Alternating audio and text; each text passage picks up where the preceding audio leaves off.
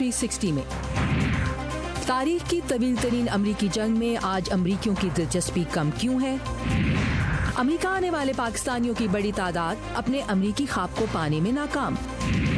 और सेल्फी तस्वीर कैसे जान को खतरे में डालने का सबब बनती हैं। ये है वॉइस ऑफ अमेरिका की पेशकश व्यू 360 और मैं हूं आयशा खालिद।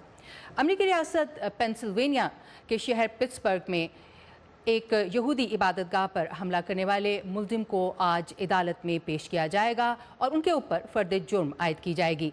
इस वक्त हमारे साथ हैं सहर माजिद जो कि हमें इसके बारे में मज़ीद तफसीलात देंगी। जी सहर। जी आयशा, इस हादसे में 11 अफराद मारे गए थे और 6 अफराद ज़ख्मी हुए थे, जिनमें पुलिस एहलकार भी शामिल थे। मुल्जिम पर गन और हेट क्राइम्स के चार्जेस लगाए गए थे। इस हफ्ते अमरीकी रियासत फ्लोरिडा में सदर ट्रंप ने एक विजिट के दौरान मीडिया ने इस हादसे की जिस तरह कवरेज की है उसको तनकीद का निशाना बनाया है। मज़ीद तफसीलात के लिए देखते हैं ये रिपोर्ट। हुकाम का कहना है कि अमरीकी रियासत पिट्सबर्ग से ताल्लुक़ रखने वाले 46 साल शख्स रॉबर्ट बावर्स ने हफ्ते के दिन ट्री ऑफ लाइफ नामी यहूदी इबादतगाह में दाखिल होकर नारा लगाया कि तमाम यहूदियों को ख़त्म हो जाना चाहिए और उसके बाद वहाँ मौजूद लोगों पर गोलियों की बौछार कर दी। ये हमला यहूदी बिरादरी पर अमरीका में होने वाला बदतरीन हमला था। बुध की रात अमरीकी रियासत फ्लोरिडा में होने वाली एक रैली से खिताब करते हुए सदर ट्रंप ने इस हादसे और इसके बाद इलाके के अपने दौरे की कवरेज पर अमरीकी मीडिया को तनकीद का निशाना बनाया। मेरे कल के पिट्सबर्ग के दौरे का मकसद इस हादसे के बाद अपनी कौम को यकजहती का एहसास दिलाना और उनके जख्मों पर मरहम रखना था। अफसोस की बात है कि घर लौटकर जब मैंने खबरों में देखा कि किस तरह अपोजिशन को सपोर्ट करने वाले मीडिया ने इस हादसे को कौम में गुस्से और नफरत पैदा करने के लिए इस्तेमाल किया है।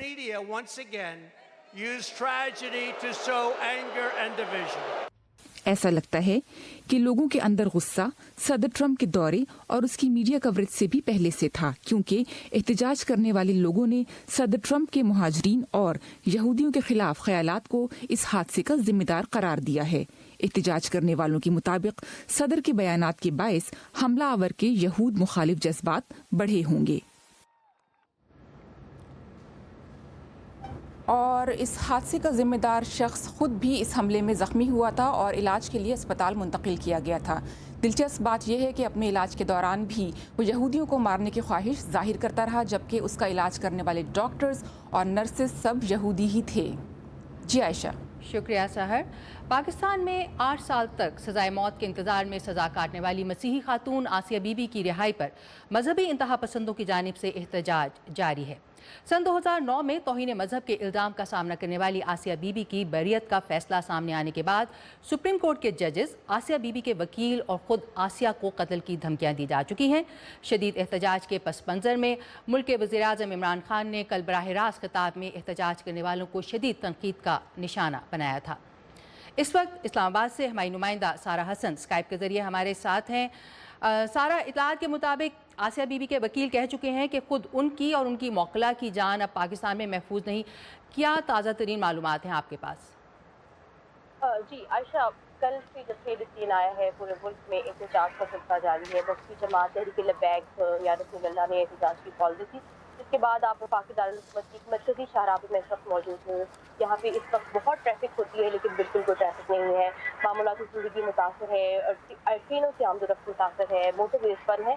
तो इन तमाम सूरत हाल के बाद आज वफाकी काबीना का एक अहम इजलास हुआ, जिसमें इमरान खान ने, वज़ीर-ए-आज़म पाकिस्तान इमरान खान ने चेयर किया।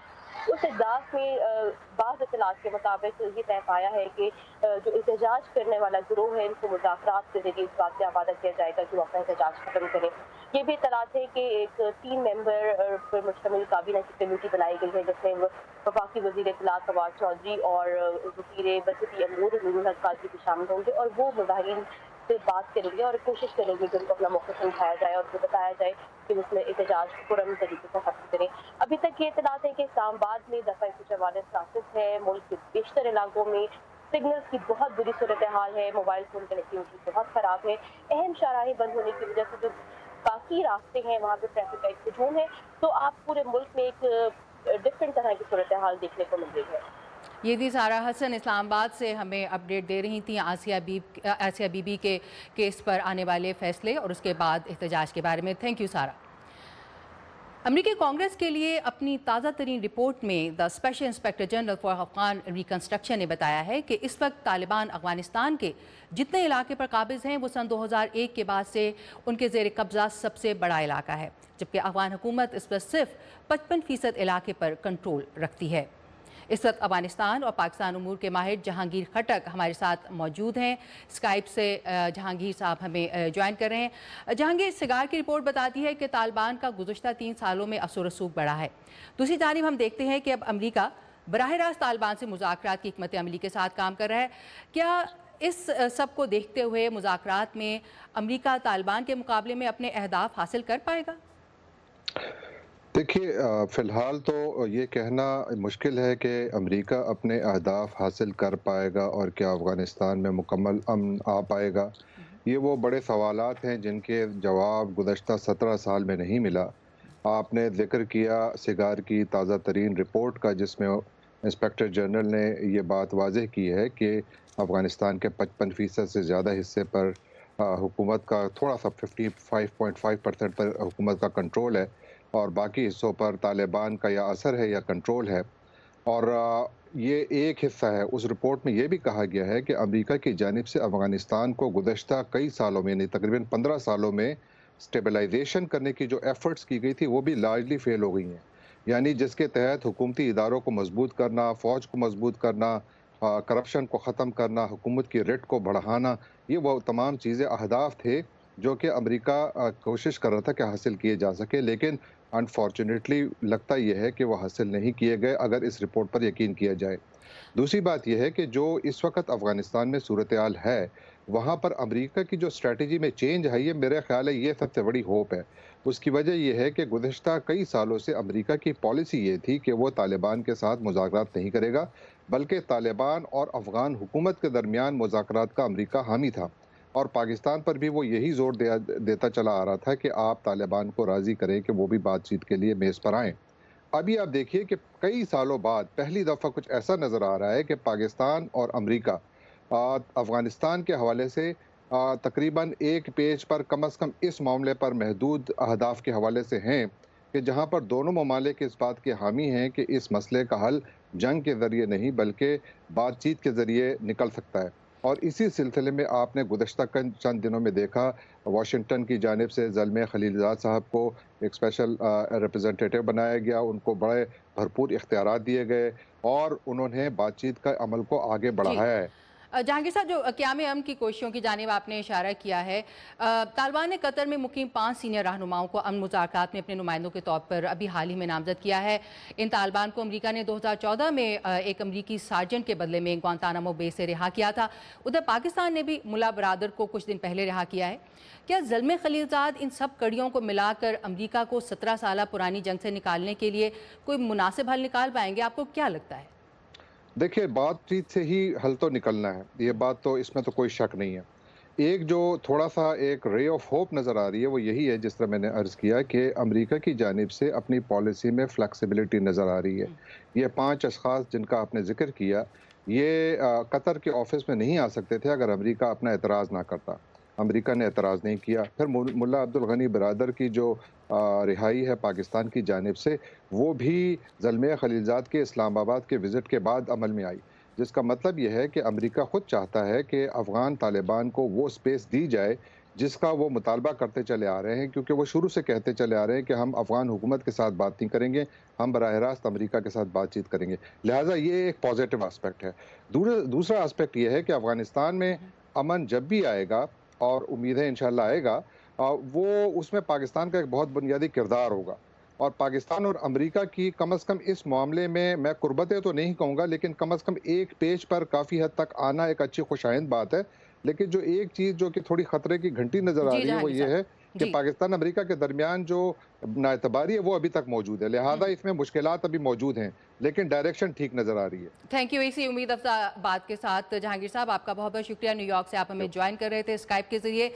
और अक्टूबर 2001 में जब अमरीकी फ़ौज ने पहली बार अफगानिस्तान में कदम रखा था तो अमरीकी मीडिया में जंग की कवरेज नुमाया थी। عوام میدان جنگ کی سرگرمیوں کے بارے میں جاننے میں بہت دلچسپی لے رہے تھے۔ 17 سال گزرنے کے بعد امریکی فوج آج بھی افغانستان میں موجود ہے، لیکن امریکی تاریخ کی اس طویل ترین جنگ میں اب عام امریکیوں کی دلچسپی بہت کم ہو چکی ہے۔ اس کی وجہ جاننے کی کوشش کی ہے نقط ملک نے اپنی رپورٹ میں۔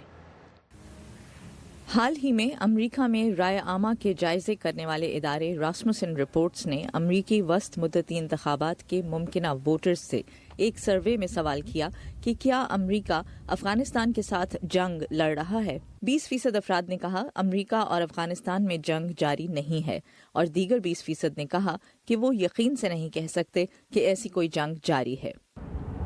واشنگٹن ڈی سی میں ہم نے جن لوگوں سے بات کی، ان میں سے زیادہ تر اس حقیقت سے تو واقف ہیں کہ امریکی فوج افغانستان میں موجود ہے، لیکن امریکی تاریخ کی اس طویل ترین جنگ کے بارے میں وہ زیادہ نہیں جانتے۔ میں اس جنگ کے بارے میں بالکل نہیں جانتا۔ کچھ عرصے تک میں اس کا پتہ رکھتا رہا ہوں، مگر میں تو اس پاگل پن کو بھی نہیں سمجھ پا رہا جو آج کل ہماری سیاست میں جاری ہے، اور یہ بہت شرم کی بات ہے۔ میں یہ نہیں جانتی کہ کیا اس جنگ کو جیتا جا سکتا ہے۔ میں اس بارے میں کچھ بھی نہیں کہہ سکتی کہ یہ درست جنگ ہے یا نہیں۔ میرا خیال ہے یہ درست جنگ ہے۔ اکتوبر 2001 سے اب تک افغان جنگ میں 2271 امریکی فوجی ہلاک ہو چکے ہیں، جبکہ 20,000 سے زیادہ امریکی فوجی زخمی ہوئے ہیں۔ 17 سال سے جاری اس جنگ میں امریکی انتظامیہ اب تک $900 ارب سے زیادہ خرچ کر چکی ہے، جو امریکی عوام کے ٹیکس کا پیسہ ہے۔ کیا وجہ ہے کہ عام امریکی اب اس جنگ میں دلچسپی نہیں لے رہے؟ آج کی جنگ جو ہے وہ والی جنگ نہیں ہے جو ویتنام میں تھی، یا ایون جو عراق وار تھی، جہاں پہ ٹینکیں اور فوجی اور بڑی تعداد میں بوٹس آن دا گراؤنڈ، اور روز جو ہے لڑائی ہو رہی ہے، ایکٹیو بیٹل گراؤنڈ ہے، جو ہے لاشیں گر رہی ہیں اور وہ باڈی بیگز میں واپس آ رہے ہیں۔ اس سے عام امریکی کو فرق پڑتا ہے۔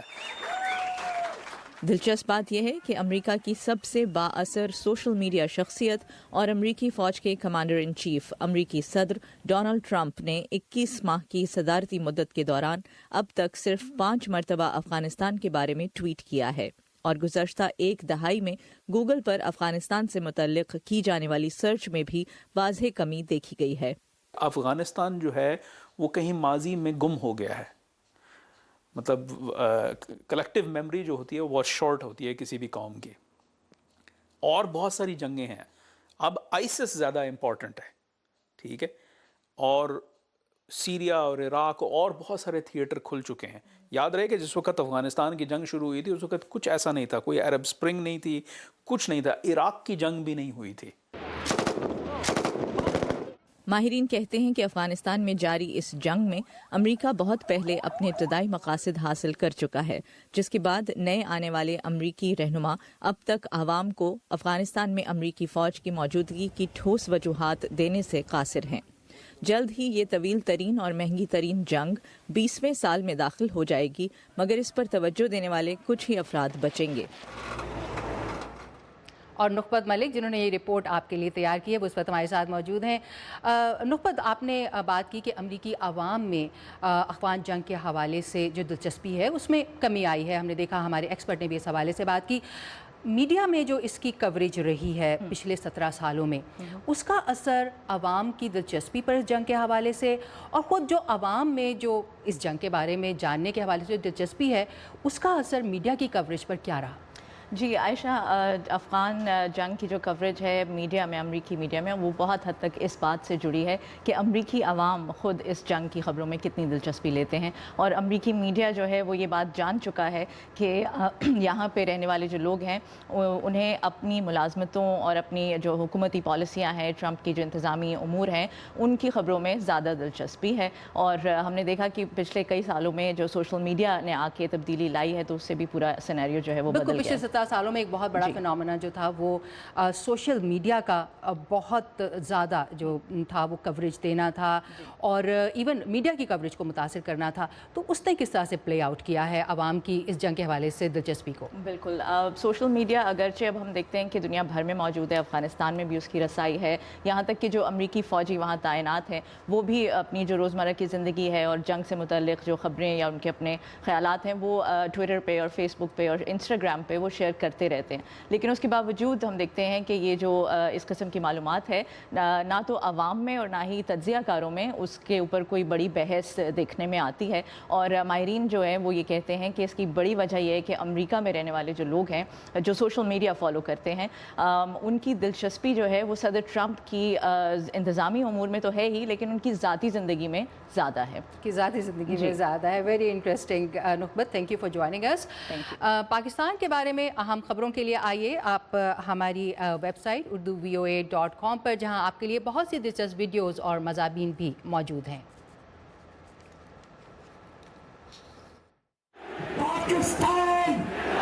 کہتے ہیں کہ خبریں تو بھائی لوکل ہوتی ہیں، لیکن جب ہمارے اور دنیا بھر کے مسائل ایک سے لگنے لگے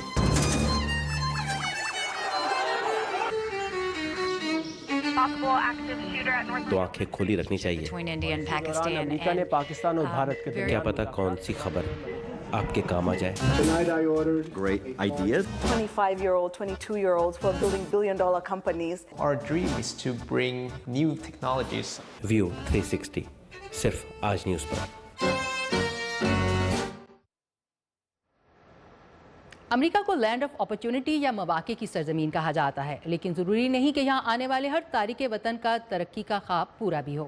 جن لوگوں کا یہ خواب ادھورا ہی رہ جاتا ہے ان میں کئی پاکستانی بھی ہیں جو امریکہ میں اپنے پیشوں سے ہٹ کر کام کرنے پر مجبور ہوتے ہیں. اس کی وجوہ جاننے کی کوشش کی ہے شہناز نفیس نے ہماری اگلی رپورٹ میں.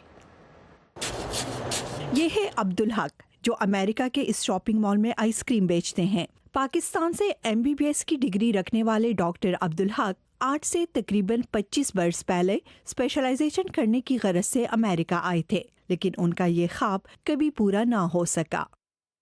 انگلش اتنی اسٹرانگ نہیں تھی، اور پھر یہ کہ کوئی گائیڈنس نہیں ملا. ہمارے دوستوں نے بہت بحیثیت انسان بہت ہیلپ کیا، سپورٹ کیا ہمیں، لیکن وہ خود زیادہ تعلیم یافتہ نہیں تھے تو ہم یہ گلہ ان سے نہیں کر سکتے. پھر اور بھی مسائل ہوتے ہیں، ہم پیچھے اپنے گھروں کا ہیلپ بھی کرتے ہیں، ادھر بھی اپنے آپ کو سپورٹ کرتے ہیں. تو میرے خیال سے یہی وجہ تھی کہ امتحانات کو پرسوں نہ کر سکا. واشنگٹن میں ٹیکسی چلانے والے محمد فاروق بہاولپور کے قائد اعظم میڈیکل کالج سے تعلیم یافتہ ڈاکٹر ہیں. پاکستان میں 1 سال تک پریکٹس کرنے کے بعد مزید تعلیم حاصل کرنے کی غرض سے امریکہ منتقل ہوئے. تعلیمی اخراجات پوری کرنے کی غرض سے ٹیکسی چلانی شروع کی اور پھر امریکہ میں ڈاکٹر کے طور پر کام کرنا ان کا صرف ایک خواب ہی رہ گیا.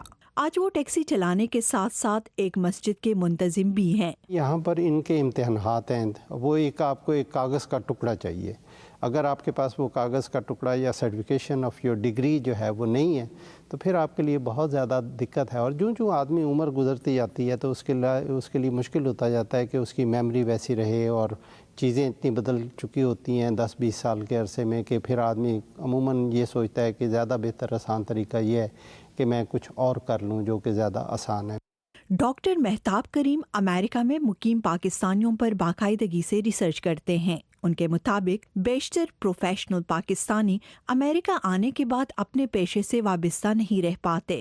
کسی بڑے شہر میں جائیں انویریبلی تو نہیں کہیں گے، ہر دوسرا شخص جو آپ کو ملے گا جو کہ ٹیکسی چلا رہا ہے یا یوبر چلا رہا ہے یا لفٹ چلا رہا ہے وہ آپ کو پاکستانی ملیں گے. اور ان کی نظر میں اس کی بڑی وجہ دونوں ملکوں کے تعلیمی اور ٹریننگ معیار میں فرق کے علاوہ یہاں آنے والے نئے پاکستانی تارکین وطن کے پاس وسائل کا نہ ہونا ہے. آپ کے پاس لوکل ڈگری کیا ہے؟ جو ڈاکٹر یہاں سے کوالیفائی کر کے جاتے ہیں پاکستان سے، اگر انہوں نے 1 کا ایگزام پاس نہیں کیا then they are nobody, then they are not doctors. So وہ اور کچھ کام کرتے ہیں، بہت سارے گیس اسٹیشن پہ اٹینڈنٹ ہو جاتے ہیں، کچھ اپنا بزنس شروع کر جاتے ہیں، کچھ لیب میں کام کرنا شروع کر جاتے ہیں، کچھ سروس سیکٹر میں چلے جاتے ہیں. تو یہ کیونکہ انہوں نے وہاں کی ڈگری نہیں لی. پیچھے جاؤ.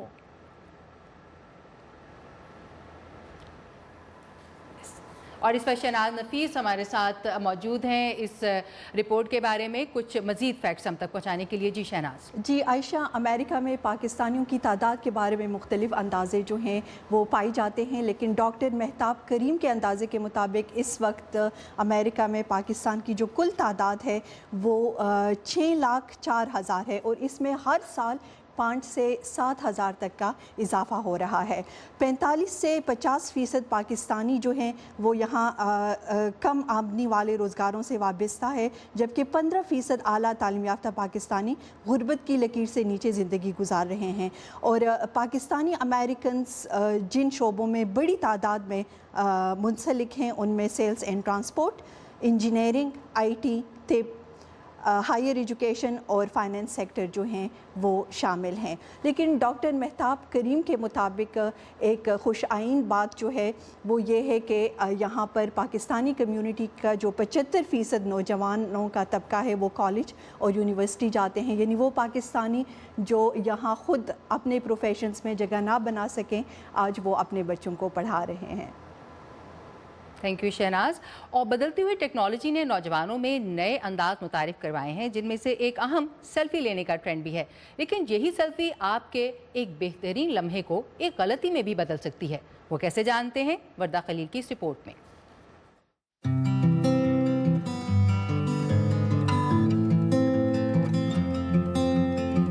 کوئی ایسا لمحہ جسے آپ ہمیشہ یاد رکھنے کے لیے ایک تصویر میں قید کرنا چاہتے ہوں، لیکن آپ کی تصویر کھینچنے والا کوئی نہ ہو. ایسی صورت میں خود اپنی ہی تصویر لینا یا سیلفی بہترین آپشن ثابت ہوتی ہے. لیکن اگر سیلفی کی خاطر آپ کسی بھی خطرناک صورتحال کا سامنا کرنے کو تیار ہوں تو یہی سیلفی آپ کے لیے ایک بڑا خطرہ ثابت ہو سکتی ہے. لوگوں نے ایسے شوق پال لیا کہ جیسے واٹس ایپ پہ پکچر چلانی ہے یا فیس بک پہ چلانی ہے، سوشل میڈیا پہ چلانے کے لیے. سیلفی لینے کے لیے تو بندہ ہر حد تک جا سکتا ہے، جیسے کہ آپ کو پتہ ہی آج کل سوشل میڈیا ہے. فیلنگ پراؤڈ ہی ہوتی ہے، جلدی سے جلدی دل کرتا ہے کہ فیس بک پر پکچر اپلوڈ کر دیں اور دیکھیں گے کتنے ریکٹ آتے ہیں. کافی خوشی فیل ہوتی ہے بندے کو. پاکستان ہو، بھارت ہو یا دنیا کا کوئی بھی دوسرا حصہ، کچھ لوگوں کے لیے سیلفی دنیا سے رابطے کا ذریعہ بن چکی ہے. ہم دنیا کو بتانا چاہتے ہیں کہ ہم کہاں ہیں، کیا کر رہے ہیں اور خوش ہیں یا کسی دکھ میں ہیں. سیلفی کا یہی بڑھتا ہوا جنون گزشتہ 6 سالوں میں 160 افراد کی جان لے چکا ہے. امریکہ کی نیشنل لائبریری آف میڈیسن اور نیشنل انسٹیٹیوٹ آف ہیلتھ کی جانب سے شائع کی گئی ایک ریسرچ کے مطابق یہ ہلاکتیں 2011 اور 2017 کے درمیان ہوئیں. ہلاکتوں کی تعداد میں بھارت پہلے، امریکہ دوسرے، روس تیسرے اور پاکستان چوتھے نمبر پر ہے. دن میں تقریباً 30 سے 35 سیلفی بنا لیتا ہوں. ایک دفعہ میں اپنے ملک برازیل میں تھا اور میں اونچائی سے گرنے ہی والا تھا کہ میرے دوست نے مجھے بچا لیا.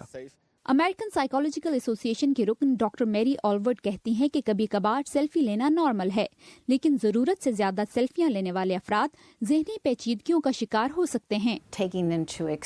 ضرورت سے زیادہ سیلفیز لینے والوں کے بارے میں ہم کہہ سکتے ہیں کہ وہ خود پسندی کی ذہنی بیماری کا شکار ہوتے ہیں. وہ خود سے بہت محبت کرتے ہیں اور اپنا آپ دکھانا چاہتے ہیں. اس کا ایک پہلو یہ بھی ہو سکتا ہے کہ وہ احساس کمتری کا شکار ہوتے ہیں، لہٰذا اپنی ایک پرفیکٹ تصویر کھینچنا چاہتے ہیں. میری کہتی ہیں کہ سیلفی لینے کا ایک پہلو یہ بھی ہے کہ لوگ اپنے پاس موجود جدید فونز کا دکھاوا بھی کرنا چاہتے ہیں. اسمارٹ فون یا سیلفی سٹک رکھنے کا ایک کول فیکٹر ہوتا ہے، جیسے کہ یہ ایک اعزازی تمغہ ہو کہ آپ کے پاس یہ سب چیزیں ہیں اور آپ انہیں استعمال کرنے کی صلاحیت رکھتے ہیں. یہ ان کا یہ ثابت کرنے کا طریقہ ہے کہ انہوں نے ایک کامیابی حاصل کر لی ہے، یعنی لوگوں کو یہ دکھانا کہ ان کے پاس کیا ہے اور وہ کیا کر سکتے ہیں. آپ کسی اور کے بارے میں نہیں سوچ رہے ہوتے، صرف آپ ہوتے ہیں اور آپ کا فون. یہ بہت کول بات ہے. رپورٹ میں تجویز دی گئی ہے کہ خطرناک سیاحتی مقامات نو سیلفی زون قرار دیے جائیں، جہاں سیلفی سٹک سے سیلفی لینا منع ہو، جیسا کہ اٹلی کے تاریخی مقامات، ڈزنی لینڈ اور یورپ کے میوزیمز کو نو سیلفی زون قرار دیا گیا ہے. سیلفی لینا کوئی بری بات نہیں، لیکن سیلفی لینے سے پہلے اپنے ارد گرد کے ماحول کا جائزہ لے کر اپنا تحفظ یقینی بنا لینا چاہیے. وردہ خلیل، اردو VOA، واشنگٹن. اور جناب یہ تھا آج کا ویو 360. اجازت دیجیے.